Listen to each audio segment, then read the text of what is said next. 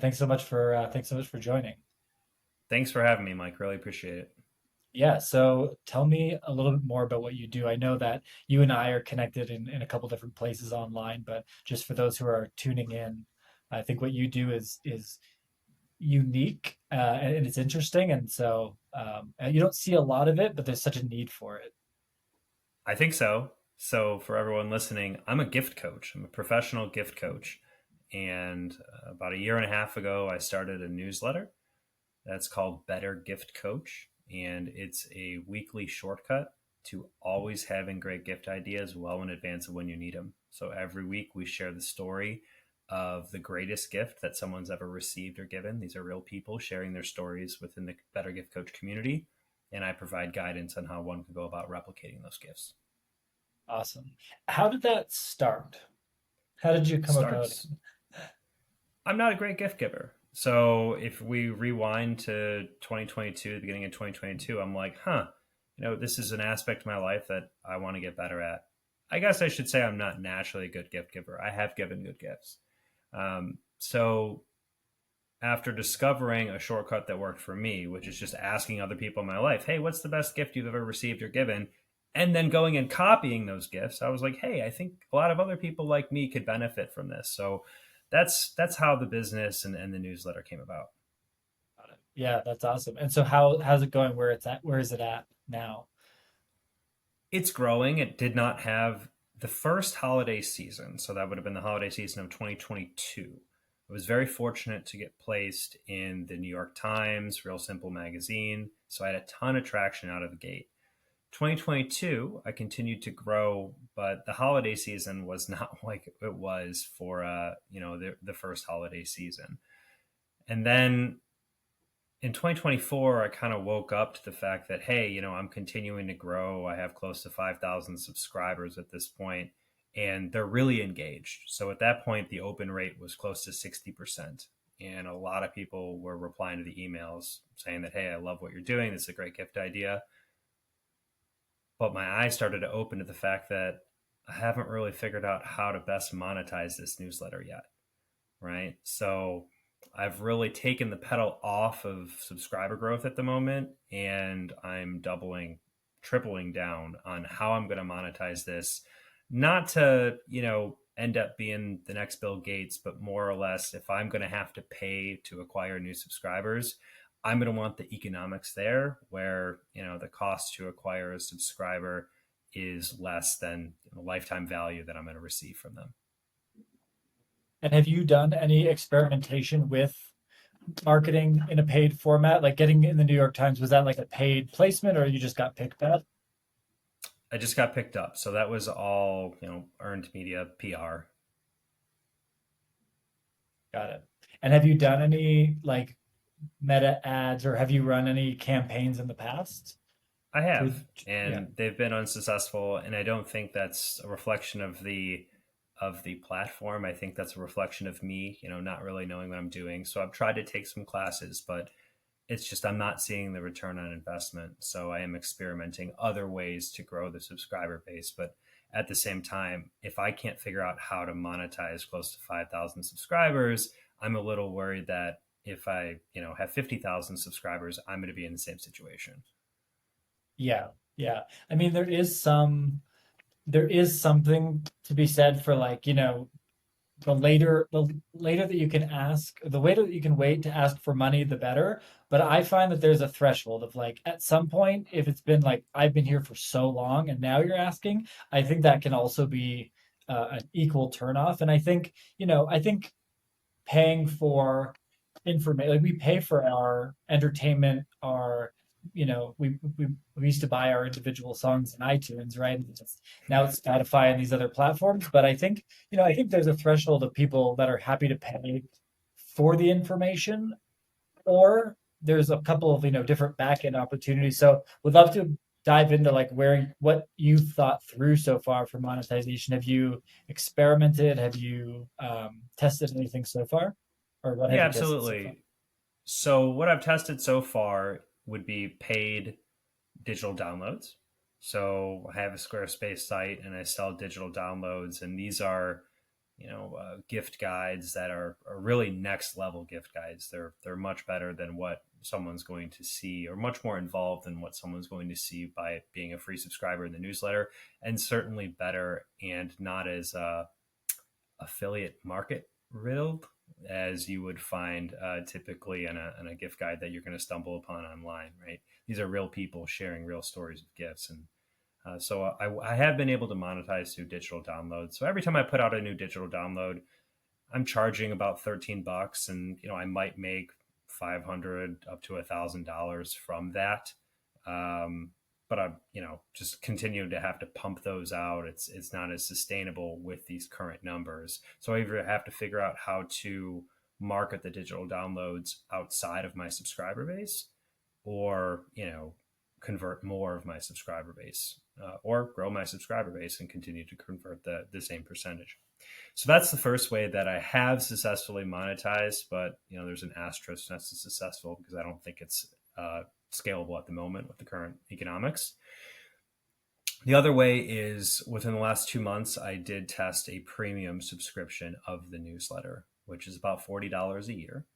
And what I'm offering is access to those premium guides that I'm talking about, as well as a functionality within the email. So if you're reading the email and you say, hey, I really like this idea, it's September, I think this would be the perfect Mother's Day gift in May, right? That's a long time to remember that gift. So I did very simply add some functionality into the email where if you're a premium subscriber, you can say, hey, Patrick, remind me of this gift in, April so I can make it happen for Mother's Day in May.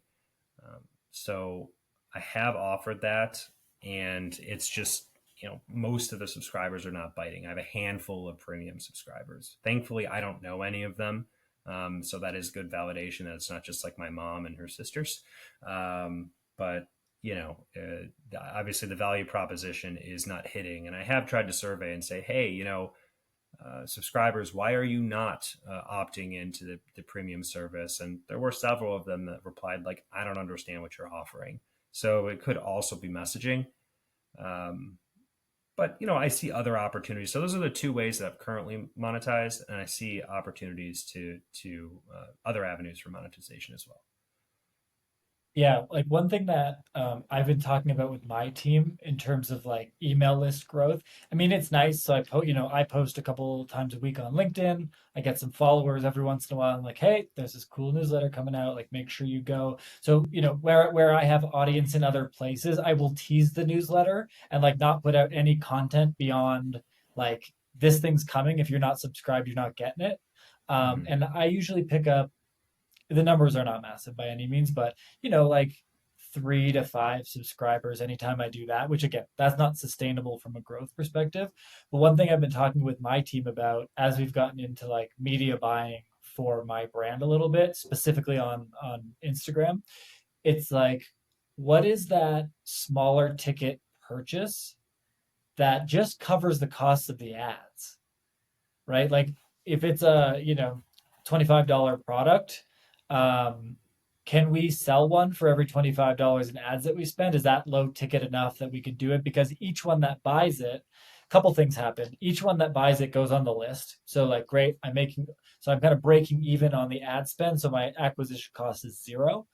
So trying to maybe think about a formula for that where you're saying, hey, if you're in my list, you can buy the premium things, but it's like, what is that, seasonal premium? So it's like, hey, Valentine's Day is coming, get the ultimate gift guide for it. And then I think you could even advertise it as, some people will care about this, where it's like, hey, this is just like unbiased real stories. This isn't like, I was listening to a podcast the other day about how every review site is just affiliate marketed and like none of the reviews are friggin' real, you know. But I I've think been I thinking a listened lot to that about, episode. yeah, but I've been thinking about a lot about like the reverse of like, yeah, okay, putting out content and putting in like the referral program into my email newsletter, trying to get people to like share it so that they can come through, which you're using Beehive. Yes, So I imagine you're already leveraging that. But it's like, I am. okay, what if the list could grow and I could just break even or have a very low ticket? So instead of selling people to the free thing, sell people to the paid thing and then put them in the free thing. Like that's they get that as the bonus. Like they're just automatically subscribed because I bought this thing. Because if you could figure out what that number is, maybe you could get you know, a $9 purchase or a $13 ultimate gift guide for this seasonal thing. If you can acquire those for like $7 or $8 in ads, then you're like making a little bit, but you're also adding to the base of the subscribers and then kind of figuring it out. I mean, ultimately you need to figure out how to sell to the base, but as an acquisition or growth strategy, that might be something to look into. Yeah, that's interesting. So just to make sure I understand what you're saying, it's, if we're picturing the funnel, at the top of the funnel, my first interaction or my first sale with someone would be the paid gift guide. And then after they did that, further down the funnel, they would become a free subscriber. And then hopefully that would be a slippery slope where, they continue to trust me and gain credibility and they're willing to buy potentially bigger ticket items down the road. Yeah, there is something really powerful about the like getting someone to open their wallet. Like a lot of big internet marketers, and I don't have the product for this for me to do, but it's like, what's the $7 thing with the $19 bump, with the $106 thing, with the like, what's that? What's his name? Russell Brunson calls it the value ladder. He displays it really interestingly in his book, Internet Secrets or Traffic Secrets. If you haven't read that, actually, that's a really fascinating. Yeah, I think it's called Secrets, and it's very short, it's very concise. It feels obvious, but when you read it, you're like, I learned stuff here. It's very weird. It's a very weird book, and it's got these like kind of shitty little diagrams, but it's a very powerful book. And I think his concept of the value ladder, which is the like, if someone opens their wallet for $3 or $7, what is the bump you can put them in front of? Because like I pull up my credit card, I have trust. There's some level of trust already, and getting me to use my credit card again with you is easier than if I get you in a free way and getting you to open Yep. the credit card for the first time. So might be an interesting way to think about it. Like and almost like adding them to the newsletter is just the bonus thing that you get and they get for buying the product. It's like, hey, Right. you saw the ad, this resonated, you bought this thing. Like, just wait. I mean, we're putting out content all the time. There's all kinds of new ideas, new kinds of opportunities.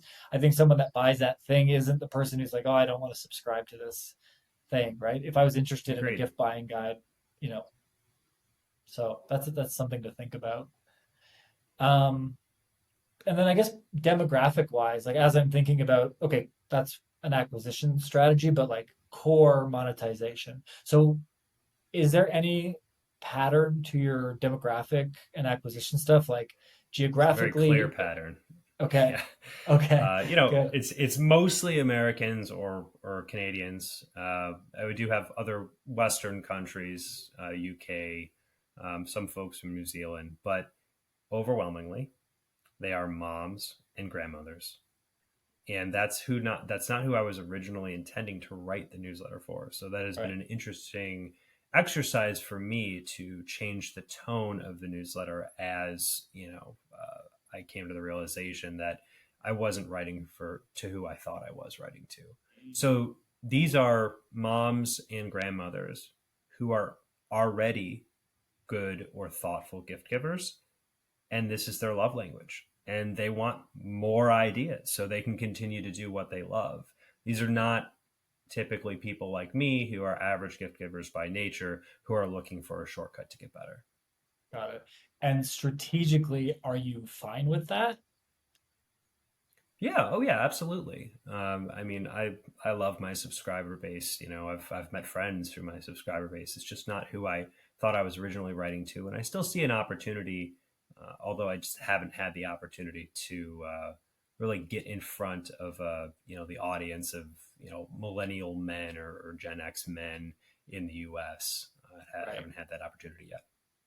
Yeah, but I mean, women are the controllers of most spends within a household anyway. Like moms are like the best people in the world to have that audience in front of. So yeah, I Right. mean, yes, I know. I see where you're going. Where you're like, I wanted dudes just like me to be like, oh man, this is so helpful for me, and like, man, you're just changing the game. My my girlfriend likes me more now. I get it. Um, but we are also very distracted by like technology and drinking beer and going like we're not as big of a consumer as the mom group. And I think from a profitability standpoint, that audience is like far superior in every way, shape, and form. So, okay, couple things to think about, and maybe this will like kind of I don't have all the answer, but the things that are bubbling up for me are who are the other products, services, groups that want access to the people you have access to. Because you can make, like, I think you can make an affiliate link. A lot of it pays out not that much, and unless you're at a massive scale, it's kind of hard to, it's kind of hard to make affiliate work. Um, Affiliate links in like travel is really powerful. Obviously, like, this hotel will pay you or this resort will pay you like 350 bucks to Sure. get the booking. So like there's opportunities there, but I think it's a harder sell on more consumer products and that type of thing. And it's not native to the newsletter, right? Yeah, Like that would be outside the newsletter. And I'm very 100%. cautious about my subscribers who have come to trust the fact that they're not being sold to. Yep. Um, so I'm always very cautious about that. I don't see it. I would love to eventually monetize in a way that felt native Yeah. to the subscriber base through affiliate links and through ads, but I don't think that's how I'm going to, that's certainly not how I want to reach, monetization that will, be a sustainable monetization. What about what about the higher ticket, higher touch point version of affiliate? So, hey, this was like, Karen submitted this thing and she had this like incredible idea about how to do this and this and this and this. But sometimes the person reading is not like equipped to go and duplicate that thing. And so, I mean, not every gift has to be a big complicated gift, but like, what about creating a partnership with like a print on demand service who's like a mom and pop? What about creating a relationship with like one thing you said, I think one of your newsletters was like, hey, like doing a recording where you're like asking questions and like recording the answers so you have this video for future generations and stuff like that. But not Yep. everyone's comfortable doing that. And I bet you they're like I've remotely produced podcasts before where I like sat in and like facilitated, captured the content, post produced it. Like what about finding someone who's like a local, like a local online producer and saying, hey, these people are going to come. It's going to be, someone who wants to do it. It's going to take a bunch of time. It's going to take some energy. It's going to be like $1,000 project. And like, but I want whatever percentage. So you capture the lead, you make the introduction, but you do it with like a specific set of vendors rather than like the Amazon affiliate link to the book. Right. Yeah. I've considered this, certainly something that I want to explore just to test it. I have a friend who has an Etsy store that sells wrapping paper. Right. So I don't have a Yeah. problem promoting high quality wrapping paper because it's not telling someone, hey, it's not, I'm not putting the gift idea in there to sell them, XYZ product. This is different. So I call it, it's a section within the newsletter. It's called products for gift givers. Right. And that feels very native to what I'm doing. I have converted a couple sales through that. And I'm also exploring greeting cards and holiday cards to also offer. I like this idea of trying to find other partners. I just put out a new relationship guide. So a new relationship gift guide. You're in a new relationship. There's a ton of questions running through people's mind about how to navigate the waters of what should I give? Is it too early to give this? And someone suggested to me that I partner with dating websites, more niche dating websites, maybe like because of my audience, widow websites and divorce dating websites. Um, so that's also something that I want to explore. Yeah. Have you thought at all about creating like okay, you've got your digital products, but have you thought at all about creating like some other mid-ticket thing of your own? The course, yeah. So I would love to do a course that's just either evergreen content or it's a live course that I do 4 times a year or whatever that I run webinar style. Haven't gotten around to that, but that's certainly on the docket for 2024. So sometime this year, putting that together, and it would be a course. I'd probably niche it down a little bit more than this, but like how to give better gifts, right? Shortcuts for giving better gifts, and that ticket price I'm imagining would be somewhere in between $50 to $100. Yeah. One thing to consider in the online course marketplace is I was reading this stat by who's the big one? Udemy.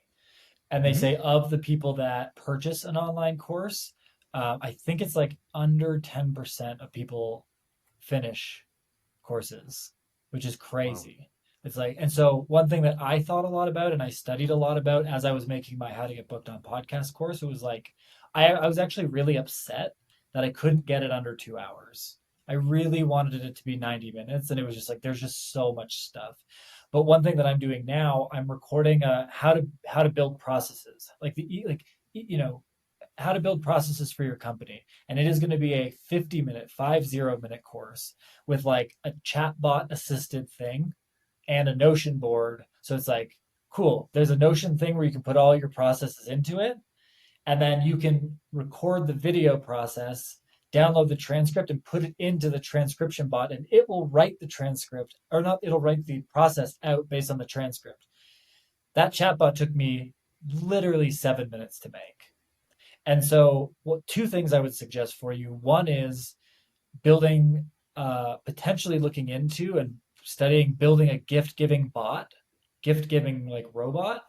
Um, hey, you're going to take in these data points from the consumer, hobbies, interests, places they've tried, whatever, whatever, whatever, budget, and then I want you to source. I don't know if it could happen, but I would play with it because selling niche gift giving bots on like through a Gumroad subscription or whatever at $50, like super powerful. And I'm starting to sell some of my GPTs to my audience because I'm like, hey, it saves so much time and energy. Like, why would you not? The other one I've seen for I suggested to someone the other day was like he had this like 95 paid nutrition guide as part of his program. And I'm like, nobody wants to read a book on nutrition. Are you out of your mind? I'm like, put the book into ChatGPT and then make the meal planner right through there. What are we doing? So you can build these custom GPTs quite easily now if you give it very specific instructions. So that's one thing. And then the other thing is I with the courses, I would go as niche as humanly possible because what I've found through course and content making, it's like we want the thing to be the thing for everybody who takes it. And the Right. truth is, there's so many variables. Like I was trying to do a marketing strategy course and I was like, well, what That's happens if broad. it's this versus this? Well, that Right. makes the entire course completely different. And yes, gift giving maybe can be narrowed down a little bit better, but I do wonder if the like 45-minute micro course on this thing, which is kind of that like I just want to get to the finish line. I want you to give me an answer as quickly as possible. I'll still pay $50 for it. And I see these courses all the time where they're like, oh, there's like 65 hours of bonus material. I don't want 65 hours of anything. That's 3 days of my life. Are you out of your mind? I want to learn this in an hour and I want to move on with my day. And so it's like short, concise, as much as possible. I think that's what makes these things attractive now. So just something to play with. But I think the course thing is really, really strong. And if you can find a way to either build a directory tool or some kind of a chat bot to enhance, like maybe it's like the idea generating bot, but you give it a bunch of filters. I don't know. I feel like there could be something there too. We can noodle on that. I like that idea. I think that's a really helpful tip about niching down on the course. So it's, if anyone is going to pay for it, it's going to be like, this is the exact course that I need at this moment, right? Yeah. As opposed to them questioning. So that's Yeah. great And I think advice. there's a million things. It's like how to give the perfect retirement gift Right. to, you know, and it could even go crazier than that. Like, to someone who's worked in construction, who's been, who's an executive in, I don't know, maybe it doesn't go that far, but um, you'd have to have a pretty big list for that to niche out in the right way. But it's like, Right. how to pick the perfect retirement gift for a man, for a Right. woman. for this, for that. And it could be a lot of the same material in the courses where you just change a few of the modules to accommodate whatever the different pieces. Because I bet you there's a lot of threads that are similar. And so, like, could you reuse 60 to 70% of it and just re-record the other 25 for that niche? Probably, Yeah. probably. And just to let you know, the one that I'm most interested in making as far as a course, if I'm going to niche down on a course, is, last minute gift giving. So I can imagine people are like, "Uh-oh, like I need to give a gift." And then they find this course and they say, "This is exactly what we need." And what I can provide them with is gifts that you can give last minute that are still thoughtful and don't look like last minute gifts, right? So I'm really good at, now I have an arsenal of those type of gifts, and I'm able to explain how, you can go from idea to making it happen pretty quickly. And I love that. Yeah. I now that I don't now that my personal assistant is different and it's not my sister. My sister was my personal assistant for almost 7 years, and she was like, "Yeah, our aunt's birthday is tomorrow. I already bought it. I already sent it." I'm like, "Oh my God, I love you." Now I don't. Now I'm on my own. It's terrible. But yeah, cool. Well, as we're kind of coming up on time, was there any other questions, thoughts, or anything that we can expand on? I know we kind of threw out a bunch of different stuff, and I think that was kind of maybe the idea was just kind of brainstorm, get some stuff percolating. But um, No, this was helpful for me to talk this through. I know where to get a hold of you if I have follow up questions. Hopefully for the folks listening, this was useful. If they take anything away from this, I think it should be, if you're going to build a newsletter, try to monetize in the right way early, right? So don't end up like me where you have thousands of subscribers and you haven't figured out how to monetize yet, unless you can get those subscribers in a couple days. There's folks out there who can do that. More power to them. But if you're like me and you think it's reasonable to have, several thousand subscribers after X amount of time doing this, I think you should have taken a step back at the very beginning and figured out how you're going to monetize and start testing monetization strategies a lot earlier than I did. yeah, I think you're gonna get there. I think so too. It's entrepreneurship. You just have to continue to poke, and that's what I'm going to continue to do, and I'll eventually figure it out. Yeah, cool, man. Yeah, well, we can chat offline. But yeah, thank you for your time today. Thanks for coming on, sharing it. If somebody is a medium to low caliber gift giver, or just someone who wants some inspiration on how they can enhance their gift giving, where can they find the newsletter? bettergiftcoach.com. Please subscribe. It's free, it's weekly, it's a 2-minute read every week. Beautiful. We'll link it up in the show notes as well. Thanks. All right, Thanks for brother. having me, Mike.